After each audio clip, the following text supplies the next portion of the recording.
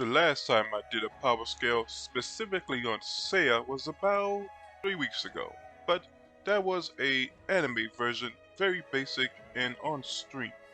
The last real time I did a power scale video on Seiya was in 2017. Must have had like under 200 followers then. Now it's 2022. Things have changed, even if the Next Dimension timeline version still hasn't budged. The adventures go on and spin-offs. Yes, this is manga Seiya continuity, counting feats of Seiya and those comparable or below him throughout the series, meaning classic Next Dimension, Seiya Show, and G. Also, we're referencing the novels, Lost Canvas, and other works, when need be, but we'll try to keep excessive cross-scaling outside the main continuity of the mangas and spin-offs limited. Of course, I will be using datebooks. Now, compared to my older video, I have a greater understanding of Saint Seiya via having more raws and somewhat better understanding of Japanese, but about kanji specifically. As surprise to no one, Japanese is a complex, context-sensitive language. Two authors could say the same thing, about the same thing, in the series and mean something different. And of course, I will be using the databooks, which now I have almost all of them, which help to clarify a lot. Now, let's get started. Seiya, of course, at peak, donning divine armor, is beyond any gold saint, so we'll start scaling from them and his fellow legendary saints. First, in terms of speed. Consistently, in terms of statements, gold saints range from light speed to FTL. At base, or when they raise their Cosmo or create a miracle, it's massively FTL to infinite or immeasurable. Gold Saint Leo Iolia is said to be able to unleash 100 million light speed attacks in an instant. Gold Saints have many statements about being light speed, and statements about being faster than light. How much faster than light? Well, going by feats we have, not a Gold Saint, but Andromeda Shun consistently says and does traverse galaxies and dimensions with his chains. He did it against Gemini Saga. Seiya dodging 100 million shockwaves, sometimes said to be countless, but reasonably you should translate that as just meaning a lot depending on the context. Ikki, after pushing his cosmos to the limit after having his sensors removed, takes Shaka a million billion light years away in a very short period of time. Now, onto the more dynamic higher end speed feats. Of course, the classic hyperdimension feat, the Saints traveling what says to be beyond billion lights, beyond billion miles of darkness. Common interpretation is a billion galaxies. Low end is they traveled a universe that is at least light years in distance with a time frame of a minute according to Thanatos and Hades. Another way to look at it is they traversed a dimension of fluctuating time-space, making it arguably a infinite speed feat. The Saints have traversed the underworld in its prisms, which are beyond space-time and infinite. Capricorn Shura created a miracle, surpassing the initial speed of the Big Bang. Hecate, the old witch, crossed 1,000 light years after having her body scattered across a dimension. Aeolus attacked from another universe to the entrance of the underworld. The lightning also quickly covered the infinite underworld. This can be seen as either a massively FTL or infinite speed feat. Thanatos is a god Seiya blissed and one-shot. Thanatos killed Pandora light years away and attacked from another dimension to Earth. The goddess Ares, despite being greatly weakened and sealed, poured souls from the earth to the edge of the universe. A character about Silver Saint level used the boots of Hermes and traveled to the ends of the universe and back to the solar system. The goddess Athena twice traversed time and universes. Alice, a much weaker character, also performed the same feat. Seiya countered an attack from the god Sigurd that was stated to be infinite. A greatly empowered Shura dodged an attack stated to be infinite in number. Pontos traversed the infinite void of Tartarus alongside a heavenly depowered Hyperion. Alright, time to move on to powers and abilities. I'll list the noteworthy ones and may add the other basic stuff on stream, starting with, of course, subatomic destruction. Saints can attack on a level below atomic all the way down to protons. Saints have a level of precognition. Saints can fight unconscious, can destroy non-physical entities like spirits, reactive power and evolution. Saints become stronger during battle and near defeat. Saints can adapt to techniques, being able to counter, nullify, or greatly resist attacks once seen before. While there are sometimes exceptions, characters are, say, much faster or stronger, otherwise it's very consistent. With the 8th sense, it allows Saints to control their body and soul, allowing them to enter the realm of the dead alive. As a soul, it allows Saints to traverse space-times. It is said that Saints can fight without a body or soul. Miracles. Miracles allow Saints a number of abilities such as destiny manipulation and resistant power amplification to a massive degree. Allows for the creation of new powerful techniques. Allows humans to push beyond the limits and beyond gods. Hope. Seiya is the chosen hero that surpasses the will of the gods. Basically, victory manipulation. Physical strength and striking. These feats are not very common in Saint Seiya, but there are a few instances. Gemini Saga was able to pierce through his own cloth. Saints can destroy atoms on a subatomic level with strikes. A saint in training could lift a large boulder. The Titan Atlas could lift the Celestial Spear, meaning the universe, which includes other dimensions. The universe has countless stars. 2 gold saints were able to hold it up for a time. Well, they were able to hold up the sins of humanity, something heavier than the universe. Aldebaran, a gold saint, held it up with one hand. Now, the fun part. Attack potency. I'm going to start more or less with low, then to high level AP. Attack potency feats with a mix of feats and statements. Some of these feats could and should be taken as actually higher end feats, and I will point them out when needed. Chapter 1. Seiya creates a crater via subatomic destruction. This is calculated to be island level. Ghost Saint Aquarius de Gel froze the city of Blueguard. Uranus created mountains, the sky, and light. Of course, Uranus scales immensely beyond this. I'm just pointing out a lower tier feat in the series. An Aztec god destroyed mountains. The blast itself is much larger than the mountains, as you can see. Typhon was so large he destroyed mountains just by moving, and his arms could cover the earth. Was somehow defeated by Zeus with lightning. In Lost Canvas timeline, all the gods faced him. In a novel, Athena defeated him. In his astral form, the Typhon destroyed the mountain he was sealed in. The dream gods destroyed a country. Hades moved Italy. Hades alone created a copy moon, which Tenma partly destroyed, though I can't speak for its size. Shun's chains destroyed parts of planets. Sadly, again, can't speak for the size, though something that could hint to the size is some of the planets have rings, meaning it's a gas giant, otherwise magic.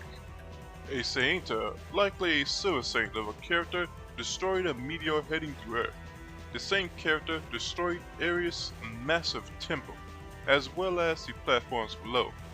A recently possessed Julian Solo caused earthquakes and typhoons for days across Earth, killing thousands.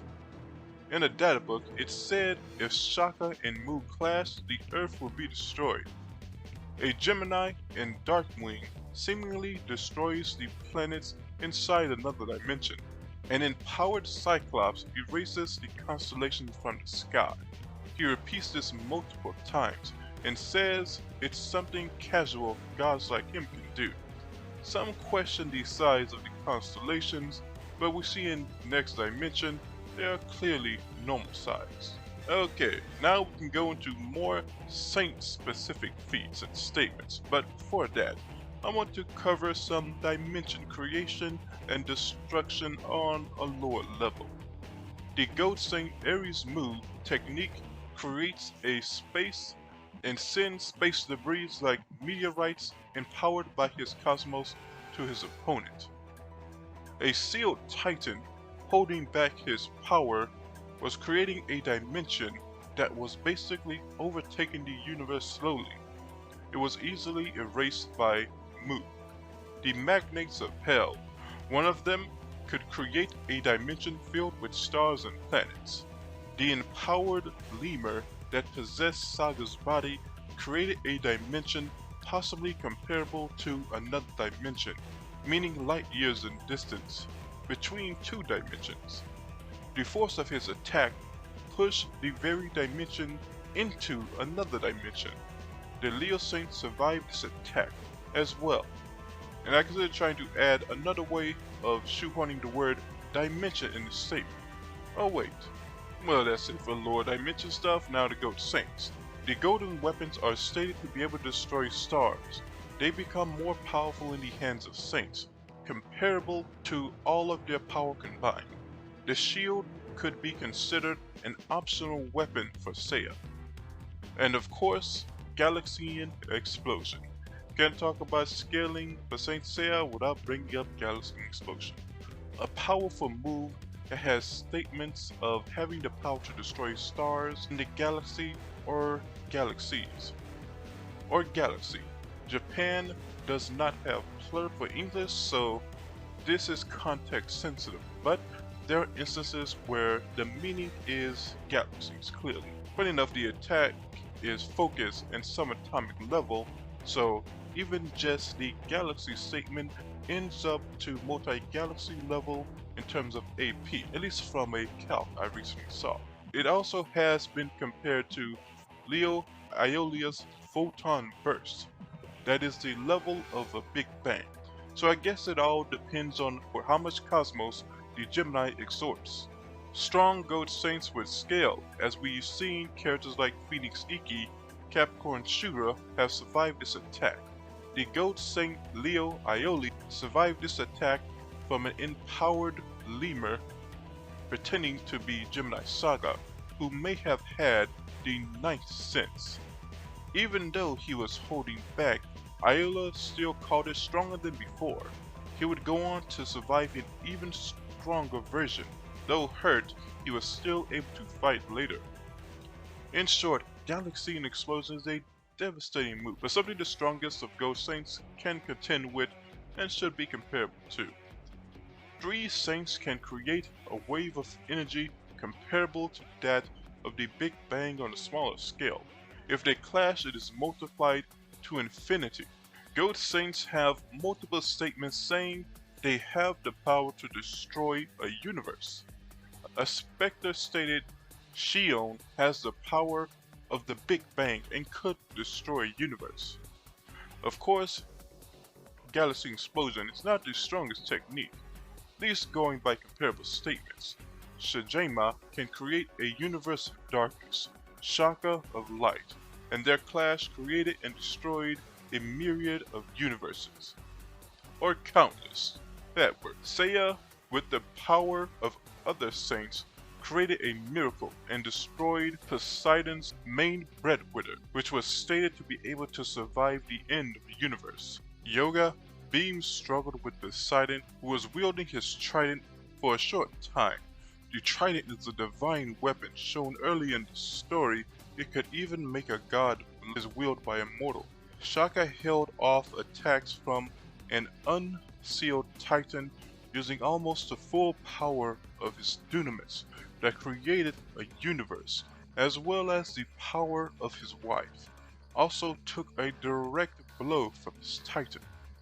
Seiya nullified an attack from Aeolus with killing intent. His lightning has almost fatally hurt multiple gold saints. Now, for feats performed on a godly, near godly level. Poseidon's power was so great it could encompass the entire universe. Ares' move in GodCloth was going to destroy the Earth, but stopped by Ares' Kiki with the help of other telepaths, and Shun, who used his non-physical chains to cover the planet. Ares' Saga cracked Eris' large divine star and sent the debris down to destroy the planet. The Titans could destroy their own cosmos-fused stars and planets, as well as the Gold Saints, though not created the same way as the universe was created and thus of a smaller structure. Athena surrounds the sanctuary at all times with a protective barrier. Unless destroyed or manipulated, the sanctuary hides from the world. Even to satellite, it appears as though nothing exists. The sanctuary has a trap, where if triggered, the enemy, even a god, is trapped in an infinite maze. Athena's arrival in the past caused an anomaly that risked the destruction of the universe and all of time. The Pope summarized it was the power of a god. Seiya and the other legendary saints fought Poseidon, whose power was compared to Athena, who even before hitting her peak was stated to have cosmos beyond any gold saint combined. Hades created the underworld, a multi-layered higher dimension beyond time-space filled with prisms of infinite size. Also the infinite Garden of Elysium, possibly also the super dimension filled with galaxies. Zeus, with a human host, passively threatened the entire universe. Zeus later erased the underworld. Ares' Saga created an entire dimension, space beyond the universe. Athena's power was used to destroy the infinite underworld. The goddess Ares created a dimension filled with galaxies, containing alternate timelines and realities. The Titan, not even at full power, with Dunamis can create planets and stars fused with cosmos as well as entire universes. The Titan, Kronos, the one who tears time and life, who causes extinction, was going to merge all time, past, present, future, and create chaos, collapse it into ruin, destroy time of everything. The higher end interpretation is he was going to destroy all of existence. Lower end, merge all of the timelines. Now, for the most complicated bit, explaining Saint Seiya cosmology and the higher dimensionality of the gods. The Saint Seiya cosmology is a bit messy because it's pretty much always growing, and you have to understand multiverses, dimensions, timelines. It can all be complicated in any language, but of course, much more so in Japanese. So, we'll give you the gist as we understand it today. The Saint Seiya cosmology, as we know it, is composed of infinite multiverses, with each universe within a multiverse containing infinite dimensions or parallel universe, not to be confused with higher dimensions. A god in Lost Canvas stated gods exist in a higher dimensional axis. A Cyclops says gods are of a higher dimension than humans. Higher senses and attaining them is often called a dimension of consciousness, namely the ability to exist in multiple dimensions. And of course, there is the higher dimensional underworld that souls are shown to ascend to. Now moving on to the cloths themselves, the bronze cloth, which has had multiple upgrades, it's still below gold. but it has withstood blows from gold saints and gods. The Sagittarius gold cloth has much greater defense than even peak bronze cloth. It also has wings for better navigation. It has a golden arrow that, like all gold saints, can be empowered with solar energy. Has the arrow of Athena that cannot be stopped by anyone but Athena. GodCloth, the ultimate form of a cloth. It is as close as possible to a Camus, the armor of the Olympian. It requires divine blood and infinite cosmos to unlock. The Synapse Cloth, a cloth that is the combination of 12 gold saints and their cosmos. It gives the user the ability to use many, if not all, of the gold saints' techniques. Amaterasu. This cloth is of the goddess of Japan, the supreme goddess, likely comparable to Athena's cloth. It passively absorbs energy and could deflect and resist erasure and erasure-based attacks, even from Zeus. Finally, ending it with techniques. Seiya, being a Sagittarius saint, should have all of that constellation's techniques. It is said that saints learn techniques via their cloths. Now, his techniques include Meteor of Pegasus. Seiya punches 100 times per second, 100 million as it was compared to Elio's lightning plasma. Infinite, end of series after Hades arc, according to the Gigantomachia, combines the power of those meteors into a technique called Comet Fist. Shadow Arrow shoots an arrow at the opponent's shadow, paralyzing them. Infinity Break gathers solar energy around his hand and launches an infinite number of million-degree arrows. Seiya gathers light and cosmos of all 12 saints and launches it with his arrow. Seiya compared it to when Apollo struck the giant son of Zeus. The Syllabus Cloth, Seiya gets the techniques of all 12 gold saints seemingly, which is a large number of abilities and techniques. Most notably is, of course, Absolute Zero techniques, and likely below, Tenbu Horn, which allows Seiya to paralyze and remove the senses of his opponent, Excalibur, a slashing technique that is said to be like a divine weapon. Photon Burst can summon a guardian to heal himself and trap his enemy. All of this among a number of other techniques and abilities. In terms of speed, massively FTL. In terms of quintillion to sextrillion times the speed of light, scaling from just pure calc feats. Infinite immeasurable from what I have mentioned before, like characters traversing infinity and time-space. In terms of attack potency, high multiversal to potentially complex multiversal. At least infinite sixth dimensional. This is via Seiya's feats such as fighting multiple gods, even fighting the Cyclops brothers of Kronos empowered by Uranus. In my opinion, in a few years Saint Seiya will be pushing to about A1. Well, that's it everyone.